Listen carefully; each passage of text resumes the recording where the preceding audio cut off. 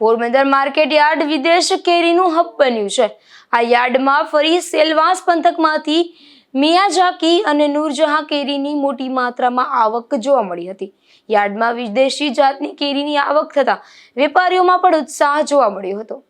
પોરબંદરના માર્કેટ યાર્ડમાં છેલ્લા ઘણા સમયથી કેસર કેરીની મબલક આવક જોવા મળી રહી છે। યાર્ડમાં બરડા પંથક તેમજ ગીર સહિતના અન્ય પંથકમાંથી કેસર કેરીની આવક જોવા મળે છે।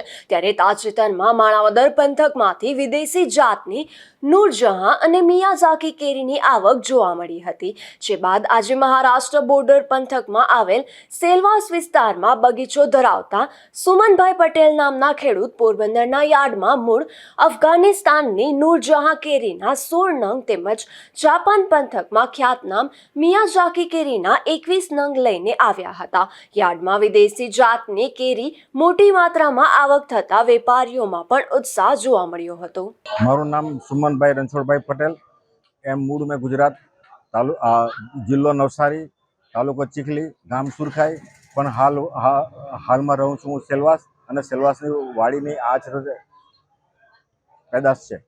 મારી પાસે મિયાઝાકીનું 1 ઝાડ છે અને નૂરજહાંના 4 ઝાડ છે। એક ઝાડ પર મિયાઝાકી ઓછામાં ઓછી 50 થી 60 કેરી આવે છે। સુદામા કંપની નીતિનભાઈ દાસાણી, આપણે આની પહેલાં ચોરવાડથી વીએમ વાજા કરીને જે નૂરજહાં અને મિયાઝાકી આપણે ત્યાં લઈને આવ્યા હતા, એમનો ભાવ થયો તો મિયાઝાકીનો 1000 રૂપિયા, નૂરજહાંનો ભાવ થયો તો 500 રૂપિયા એક નંગના। એ પછી આ સિલવાસથી જે સુમનભાઈ પટેલ લઈને આવ્યા હતા, એ મિયાઝાકીનો ભાવ થયો તો એક નંગના 2300 રૂપિયા અને નૂરજહાંનો ભાવ થયો તો 1300 રૂપિયા આસપાસ। આ કેરી એ લોકોએ કુદરતી રીતે પકાવેલી છે, નેચરલ રીતે, કોઈ પ્રકારનું રાસાયણિક ખાતર નથી અને બહુ દિલથી બનાવેલી કેરી છે અને જે લોકોએ સ્વીકારી છે। એના ભાવ બી સારા મળ્યા છે પોરબંદરમાં। અને આપણી સુદામા કંપનીમાં જે આ કેસર મિયાઝાકીને નૂરજહાં આવી છે, એ આપણા પોરબંદર માટે, પોરબંદર માર્કેટ ડિમાન્ડ માટે, અમારા સુદામા કંપની માટે, પોરબંદરના લોકો માટે ગર્વની વાત છે, એક ખુશીની વાત છે।